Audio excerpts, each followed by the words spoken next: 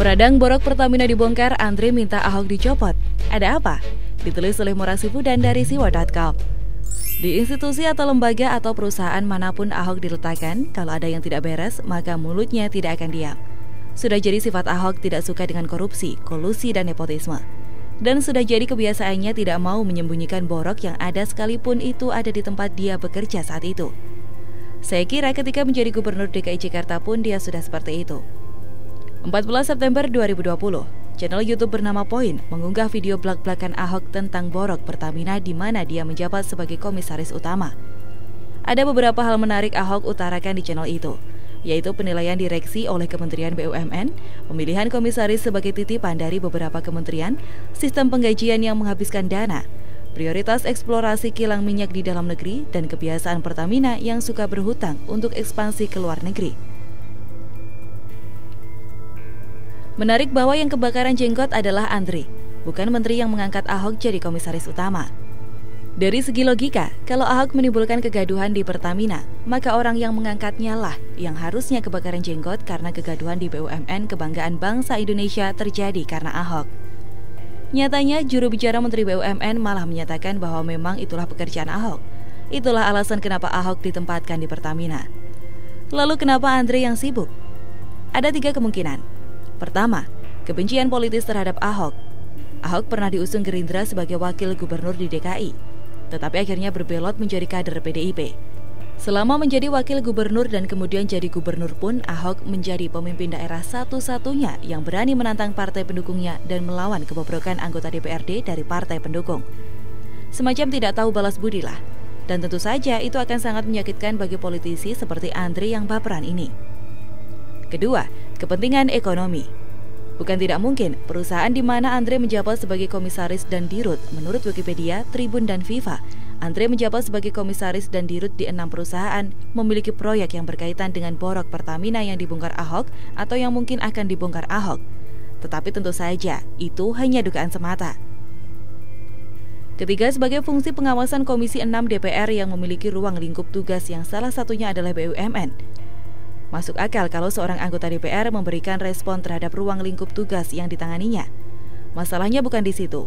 Kenapa dia ribut di media sosial? Kalau memang mau mengusulkan pencopotan Ahok, panggil saja Menteri BUMN dan usulkan, habis perkara. Ngapain dia mengumbar urusan internal DPR dan BUMN di media sosial sementara dia sendiri punya kesempatan untuk memanggil menteri?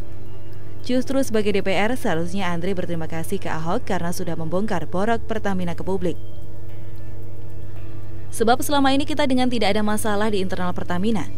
DPR juga tidak pernah menemukan ada kejanggalan di penggajian, prioritas, dan pengangkatan direksi. Maka munculnya Ahok seharusnya membuka mata Andre bahwa BUMN kesayangan pemerintah itu ternyata punya borok. Kok malah Andre meminta Ahok dicopot? Logikanya di mana? Di PSK. Ambillah contoh kasus yang Ahok bongkar, soal penggajian mantan dirut yang tetap padahal jabatan sudah berubah. Harusnya Andre mengapresiasi Ahok yang sampai mengawasi hal-hal pemborosan seperti itu.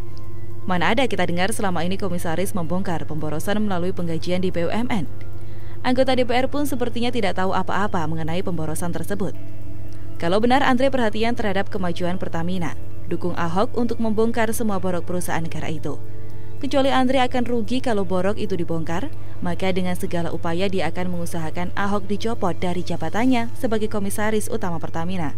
Sebenarnya cuma as simple as that. Nah, prediksi dari pakar epidemiologis dan pakar kesehatan masyarakat yang menjadi support untuk DKI yang mengatakan tanggal 17 September kemungkinan penuh, ya bisa terjadi kalau kita tidak melakukan langkah-langkah. SOS Pak Jokowi, ICU nyaris penuh, peluru ini harus segera dikeluarkan. Ditulis oleh Manuel dari siwa.com. ICU mulai penuh, ini sudah mengkhawatirkan.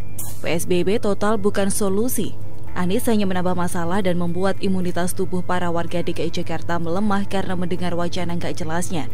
Dalam rapat gugus tugas percepatan pengendalian COVID-19 di Jakarta tadi sore, disimpulkan bahwa kita akan menarik rem darurat, yaitu artinya kita terpaksa kembali menerapkan pembatasan sosial berskala besar. Peningkatan COVID-19 di Indonesia terus-menerus bertambah.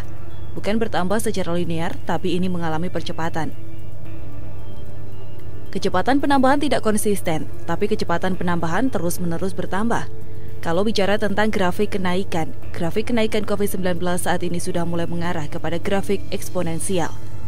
OTG alias orang tanpa gejala sudah sangat banyak. Meski mereka sangat minimal berpotensi menularkan, mereka adalah carrier yang bisa ada di mana saja. Tapi sekali lagi, PSBB total bukanlah solusi. Propaganda media saat ini sudah sangat kencang, menghantui dan memberikan efek kejut dan efek takut bagi otak reptil kita yang memiliki sifat survival alias bertahan hidup. Demi bertahan, apapun dikerjakan. Kita dalam situasi seperti ini, kekhawatiran akan COVID-19 terkadang membuat kita menjadi kalap, kalut, dan tidak bisa berpikir dengan jernih. Sudah banyak korban propaganda media terkait COVID-19. Orang menjadi takut. Kita dalam kondisi seperti ini.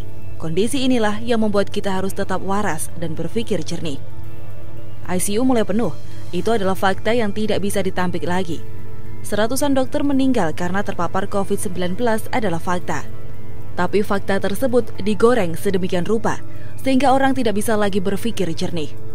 Dan mengingatkan DKI untuk betul-betul memperhitungkan ketersediaan bed occupancy rate untuk ICU di 67 rumah sakit rujukan di Jakarta. Beberapa hari terakhir ini terjadi peningkatan di posisi 78 untuk isolasi dan lebih dari 85 untuk ICU.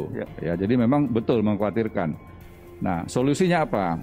Solusinya sudah dilakukan oleh Menteri Kesehatan untuk meminta seluruh rumah sakit yang mengalami kesulitan untuk adanya ruang ICU untuk penambahan. COVID-19 yang merupakan virus yang tidak bisa berpikir, dinarasikan dengan sangat mengerikan, merenggut nyawa, memberikan dampak resesi ekonomi. Anies tahu betul cara ini menjadi sebuah cara yang paling efektif untuk mengangkat namanya. Dia bak pahlawan kesiangan keluar dari goa untuk memberikan kesan bahwa dia adalah orang yang sangat perhatian kepada rakyatnya. Padahal, dia selama ini boleh jadi disebut-sebut sebagai penyebab dari peningkatan COVID-19 di Indonesia. Gembong Warsono, politikus PDIP sekaligus anggota Dewan dari DKI Jakarta pun mengatakan bahwa petugas Pemprov DKI Jakarta gampang disogok. Pelaksanaan PSBB transisi kacau balau. Siapa yang bayar, dia aman. Akhirnya, klaster-klaster di DKI muncul. Dari mana? Dari transportasi umum yang dibuat sedikit oleh Anies Baswedan, ditambah kombo dari kebijakan ganjil genap yang dilaksanakan. Alhasil, membludaknya penumpang di transportasi umum tidak terhindarkan. Akhirnya, orang terpaksa kena COVID. Mereka yang imunitas tubuhnya lemah menjadi korban dari zalimnya kepemimpinan Anies. Salah kalau kita mengatakan bahwa kita tidak boleh menyalahkan Anies saja. Zalim sekali pikiran kalian. Pemerintah pusat diperhadapkan dengan Anies yang menjadi sumber masalah COVID-19. Dan salah satu cara mengalahkan Anies adalah dengan melaksanakan dengan segera terapi plasma konvalesen. Mereka yang terpapar COVID, meski bukan penyebab utama dalam kematiannya, dianggap meninggal karena COVID. Ini adalah propaganda media yang sangat berbahaya. Tapi semua propaganda ini memiliki satu jawaban, terapi plasma konvalesen. Terapi ini dikerjakan dengan sangat hati-hati.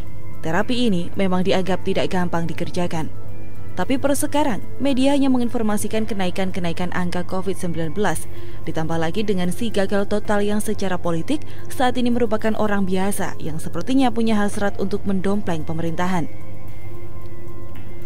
Dia sudah jelas-jelas ingin Jokowi dilengsarkan, didukung oleh Papi Rocky dan Om Udin, seolah-olah dengan PSBB total yang Anies wacanakan, ibarat seperti karpet merah untuk memakzulkan Jokowi dodol.